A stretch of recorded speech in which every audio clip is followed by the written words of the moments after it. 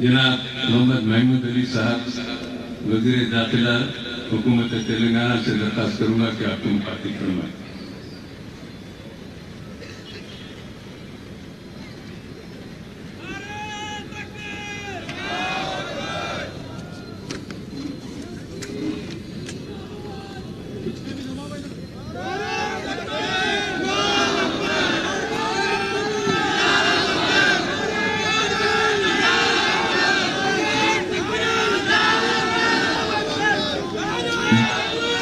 بسم اللہ الرحمن الرحیم۔ السلام علیکم رحمۃ اللہ وبرکاتہ۔ شہ نشین پر تشریف فرما صدر جلسہ جناب اسد الدین اویسی صاحب، صدر مجلس اتحاد المسلمین، علماء حضرات، مشائخین عظام، قائدین، دانشوران ملت، حاضرین جلسہ، میرے تمام بھائیوں بہنوں، آج ہم دارالسلام پر جمع ہوئے۔ آپ جانتے ہیں کہ ایسا مسئلہ ہے جس کے لیے قریب ایک صدی گزر چکی ہے۔ اس مسئلے کو حل کرنے کے لیے ہمارے دانشوروں نے بہت جدوجہد کی، مگر اس کے باوجود بھی یہ مسئلہ جوں کا تو برقرار ہے۔ ہندوستان آزاد ہونے کے بعد تقریباً 40 سال تک ہمارے تعلقات اسرائیل سے نہیں تھے۔ ہمیشہ حکومت ہند فلسطین کی تائید کرتی آ رہی تھی، اور آج بھی فلسطین کے عوام ہمیشہ ساری زندگی حالت جنگ میں گزارتے ہیں۔ یہ ہمارے لیے بڑی افسوس کی بات ہے۔ ابھی ہم سے پہلے بہت سے علماء حضرات نے، خاص طور سے مفتی خلیل احمد صاحب نے بہت اچھی بات پریکٹیکل کہی ہے۔ یقیناً سابقہ میں 1947 میں اقوام متحدہ میں قرارداد پاس کی گئی تھی کہ جو حصے پہ اسرائیل قابض ہے، جو حصہ فلسطینیوں کے حصے میں ہے، اسے علیحدہ حکومت بنائی جائے، مگر اس پر عمل آوری نہیں بھی، جس کی وجہ سے آج تک کئی جنگیں ہوئی ہیں۔ اس کے باوجود بھی فلسطین کا مسئلہ جوں کا توں برقرار ہے۔ ہمارے ہندوستان کے جو مہاتما لیڈر تھے، مہاتما گاندھی نے مجھ سے پہلے بھی مخرج جو تھے، انہوں نے بتایا، انہوں نے کہا فلسطین فلسطینیوں کا ہے، جس طرح فرانس فرانسیسیوں کا ہے، اسی طرح جس ملک میں جو لوگ رہتے ہیں وہ سرزمین ان کی ہوتی ہے۔ یقیناً ہم لوگ آج احتجاج کے لیے یہاں جمع ہوئے ہیں۔ یقیناً جس طرح مفتی خلیل احمد صاحب نے کہا، اسلام ایک ایسا مذہب ہے جس میں کہیں پر بھی تشدد کرنے والے کو برداشت نہیں کیا جانے کا احکامات دیے گئے ہیں، اور اسلام ایک مکمل مذہب ہے جہاں پر کبھی بھی کوئی مظلوم کو سزا نہیں دیتا ہے۔ آج فلسطین کے لوگ 70-75 سال سے مظلومی کا شکار ہوتے آ رہے ہیں، اور ہمیشہ وہاں کے لوگوں کے ساتھ ناانصافی ہوتی آ رہی ہے۔ ہم یہی چاہتے ہیں کہ فلسطین ہماری سرزمین ہے، جہاں پر ہمارا قبلہ اول موجود ہے، اس کی حفاظت کرنا ساری دنیا کے مسلمانوں کا فرض ہے۔ اس بیت المقدس میں ہمارے پیارے نبی محمد رسول صلی اللہ علیہ وسلم نے تمام انبیاء کی سرزمین ہے، یہاں پر کئی انبیاء نے جنم لیا ہے۔ فلسطین سرزمین سے ہر کوئی مسلمان محبت کرتا ہے، اور فلسطینیوں کی ہمدردی مسلمان نہیں دوسری قوم کے لوگ بھی کرتے ہیں، کیونکہ وہاں پر برسوں سے ظلم ہوتا آ رہا ہے۔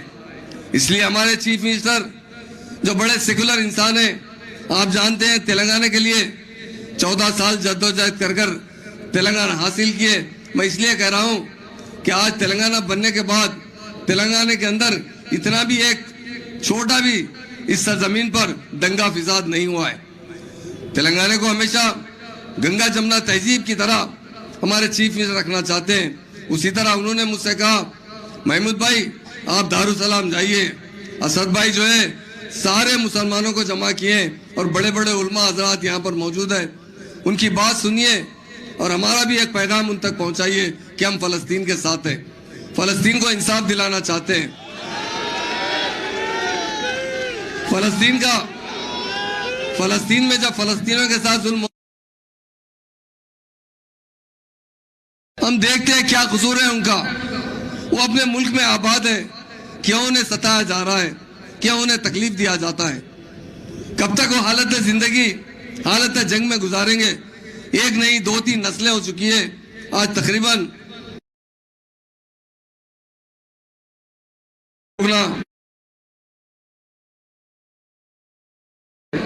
اور خاص طور سے تلنگانہ حکومت ان معصوم فلسطینیوں کے ساتھ ہے جو اپنی آج بے گھر زندگی گزار رہے ہیں۔ آپ جانتے ہیں زمانہ ایڈوانس ہو چکا ہے۔ ابھی مفتی خلیل احمد صاحب نے جو ہمارے مفتی ہے انہوں نے ایک بات ضرور کہی ہے کہ کبھی اسلام نے کبھی معصوم کو قتل کرنے کے لیے نہیں کہا، کبھی کسی عورت کا قتل کرنے کے لیے نہیں کہا، مگر آج ایڈوانس ٹیکنالوجی آ چکی ہے، بمباری ہوتی ہے جس میں ہزاروں لوگ شہید ہو جاتے ہیں جو معصوم ہوتے ہیں۔ اس کے لیے میں کیونکہ ساری دنیا میں 57 کے قریب تو اسلامی کنٹریز ہے اور مسلمان غریب نہیں ہیں، اسلامی کنٹریز غریب نہیں ہیں۔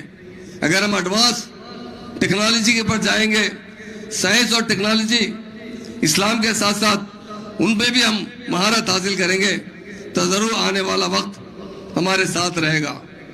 ہم یہی چاہتے ہیں دنیا میں امن ہو۔ اسرائیل ہے تو وہ اپنی جگہ رہے، فلسطین ہے تو اپنی جگہ رہے، مگر فلسطین والے بیچارے آج برسوں سے مصیبت اٹھاتے آ رہے ہیں۔ تلنگانہ حکومت ہماری گورنمنٹ انڈین گورنمنٹ سے ہندوستانی گورنمنٹ سے اب اپیل کرتے ہیں، ہمیں پرائم منسٹر صاحب سے بھی اپیل کرتے ہیں کہ فلسطین میں جو ظلم ہو رہا ہے اسے روکا جائے، اقوام متحدہ پر اپنا دباؤ بنائے کہ فلسطین کے نہتے لوگوں پر جو ہم ٹی وی میں دیکھ رہے ہیں، معصوم بچے بل بلا رہے ہیں، دواؤں کے لیے پریشان ہیں، موت اور زندگی کی کشمکش میں زندگی گزار رہے ہیں۔ اللہ تعالیٰ سے ہم دعا کرتے ہیں اے اللہ فلسطین میں امن قائم رکھے، فلسطین کے لوگوں کو باعث زندگی گزارنے کا موقع عطا فرمائے۔ بس ساتھ ساتھ ساری دنیا میں بھی جہاں جہاں پر بھی اسلامی کنٹریز ہیں یا جو اور بھی کنٹریز ہیں وہ اپنی اپنی ترقی کرتے ہیں، اور ہم یہی گزارش کرتے ہیں کہ ہم تعلیم کا ساتھ نہ چھوڑیں۔ مجھ سے پہلے کے مقرر نے بڑی اچھی بات بتائی ہے، تعلیم بہت اہم چیز ہے، ٹیکنالوجی بہت اہم چیز ہے، اسے ہم حاصل کریں اور آگے بڑھیں۔ ہم یقیناً ایمان پر قائم رہیں، ایمان پر قائم رہتے ہوئے ہمارے پیارے رسول صلی اللہ علیہ وسلم نے جو ہمیں تعلیم دی ہے اس پر عمل کریں، ہمارے اخلاق اچھے ہوں، ہمارا کردار اچھا ہو۔ اسی طرح ہندوستان میں ہو یا ساری دنیا میں ہو، مسلمان ایک اپنا اچھا مقام بنائیں اور سائنس اور ٹیکنالوجی میں بہت ترقی کریں۔ جب تک ہم تعلیم حاصل نہیں کریں گے، دنیا میں جس طرح ہم ترقی نہیں کریں گے تو کس طرح ہم دنیا میں اپنا لوہا منا سکتے ہیں۔ اس لیے آج کافی تعداد میں یہاں نوجوان موجود ہیں، میں اسد بھائی کا شکریہ ادا کرتا ہوں، انہوں نے ہمیں جھنجھوڑنے کے لیے، فلسطینیوں کی تائید کے لیے اور حق بجانب تائید کے لیے، ہم کسی قوم کے دشمن نہیں ہیں۔ مفتی خلیل احمد صاحب نے بہت اچھی بات بتائی ہے، اسلام ایک ایسا مذہب ہے جس میں ہر قوم کی عزت کی جاتی ہے، ہر قوم کا احترام کیا جاتا ہے۔ ہم اپنے اخلاق کے ذریعے سارے قوموں کا احترام کریں اور ہمارے جو مسائل ہیں اسے حل کرنے کے لیے جتنا ہو سکے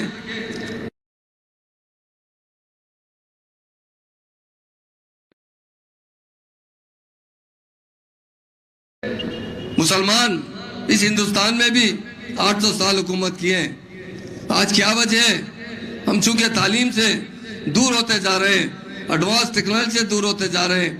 ہمارے بچوں کو اچھی سے اچھی تعلیم ہونا چاہیے، ساتھ ساتھ ہم دین کی رسی تھام کر رہے ہیں، اور اسلام جو بتاتا ہے محبت اور بھائی چارگی اور سارے قوم کا احترام کرنے کی بات بتاتے ہیں.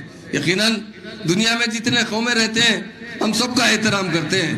کسی کے ساتھ ہمارا ایسا نہیں ہے کہ یہ قوم خراب ہے یہ قوم اچھی ہے, مگر ہم اپنی جگہ ترقی کریں اور دنیا میں ایک ایسے مقام پر پہنچے کہ لوگ ہمیں دیکھ کر ہمارا راستہ اختیار کریں.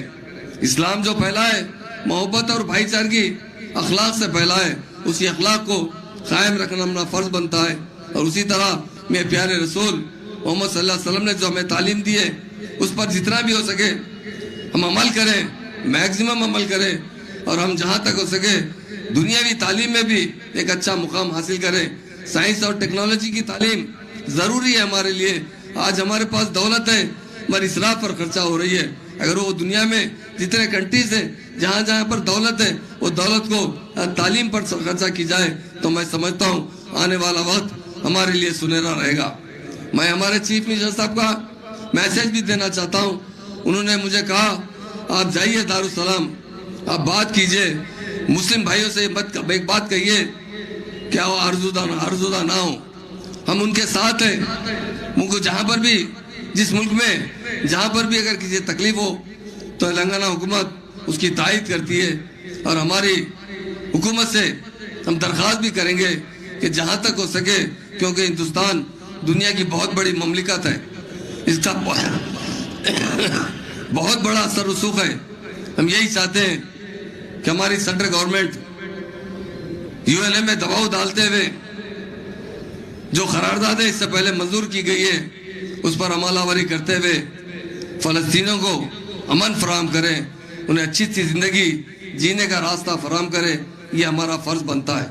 اسلام کی تعلیمات مفتی صاحب نے بتایا ہے کہ اگر کسی کو تکلیف ہوتی ہے تو اسے روکا جائے, تکلیف دینے والے کو روکا جائیے, ظالم کو روکا جائیے.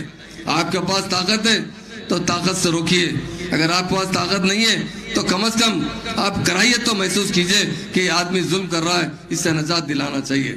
اس لیے آج جلسے میں میرے کافی نوجوان موجود ہیں, میڈیا کے دوست بھی ہیں, اور بڑے بڑے ہمارے علماء نے بہت اچھی باتیں بتائی ہے.